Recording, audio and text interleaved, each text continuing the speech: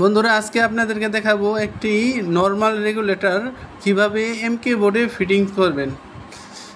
একটি এমকে বোর্ড কিংবা এমকে রেগুলেটর বা এমকে ডিমার বলেন, সেটা কিনতে গেলে এই পিয়ানো রেগুলেটর চাইতে কিন্তু কয়েক গুণ টাকা বেশি লাগে।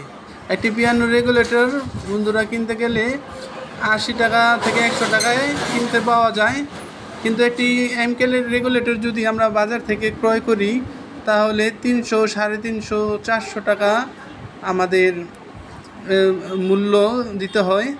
তাই বন্ধুরা আপনারা যাতে অল্প টাকায় মাত্র 80 থেকে 100 টাকায় একটি রেগুলেটর এমকে বোর্ডে ফিটিংস করতে পারেন সেটি আপনাদেরকে দেখাবো। অনেকেই হয়তো ভাবেন এই ছোট রেগুলেটর কি এমকে বোর্ডে এমকে রেগুলেটরে বা এমকে ডিমারে সেট করা যায় কি না। অবশ্যই সম্ভব। আপনারা সম্পূর্ণ ভিডিও দেখবেন বন্ধুরা।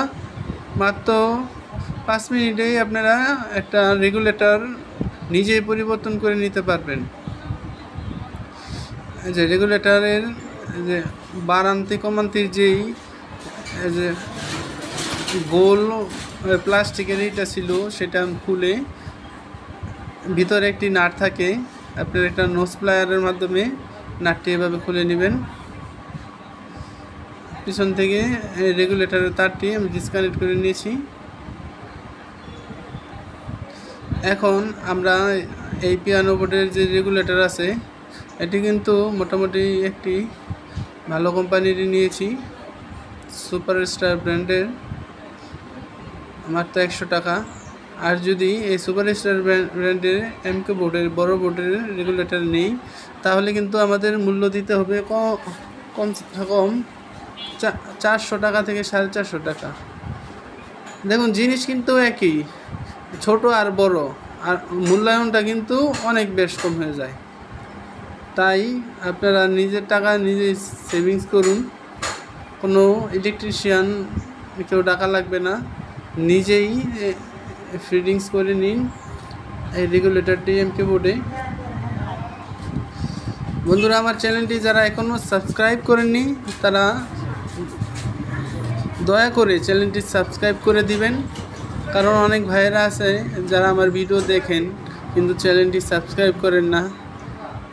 সেই ক্ষেত্রে অনেক কষ্ট হয়, কারণ আমরা অনেক কষ্ট করে ভিডিও তৈরি করি বন্ধুরা আপনাদের উপকারের জন্য। আপনারা যদি উপকারে আসে এবং সেই ভিডিও থেকে যদি আমরা কিছু টাকা ইনকাম করতে পারি তাহলে এটা আমার অনেক উপকার হয়। আপনাদের দোয়ায় আমি নতুন একটি ইউটিউব চ্যানেল নিয়ে আস্তে আস্তে এগিয়ে যাচ্ছি এবং সামনে যাতে এগিয়ে যেতে পারি তাই আপনারা পাশে থাকবেন, সব সময় সাপোর্ট করে যাবেন।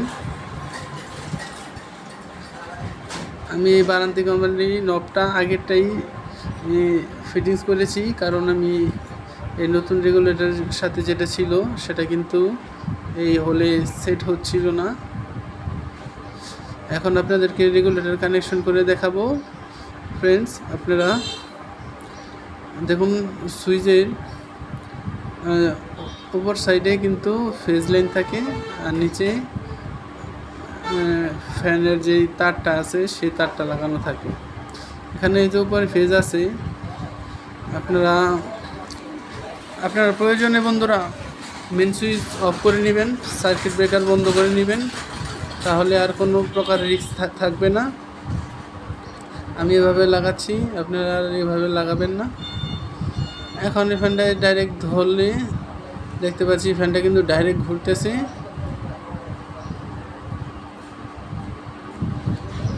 আমাদের ফ্যানটি ভালো আছে বন্ধুরা, রেগুলেটর নষ্ট হওয়ার কারণে ফ্যানটি কিন্তু চলেনি। এই ফ্যানের তারে কিন্তু লাইন নেই, আমি এটা রেগুলেটরের যে কোনো একটি তারের সাথে সংযোগ করে নেব।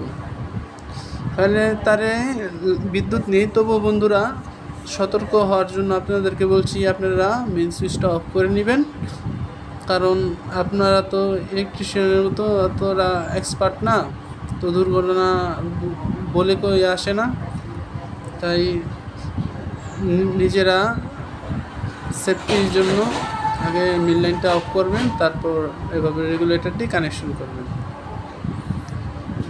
আমি ফ্যানের তারটি রেগুলেটরের যে কোনো একটি তারের সাথে সংযোগ করে এভাবে কস্টিপ মেরে নিচ্ছি। কস্টিপ মারা হয়ে গেলে বাকি তারটা এই সুইচের নিচে আমি কানেকশন করে নেব। ব্যাস হয়ে গেল রেগুলেটর কানেকশন। এটি কিন্তু খুব সিম্পলি একটা বিষয়, বুঝলে সহজ, না বুঝলে অনেক কঠিন।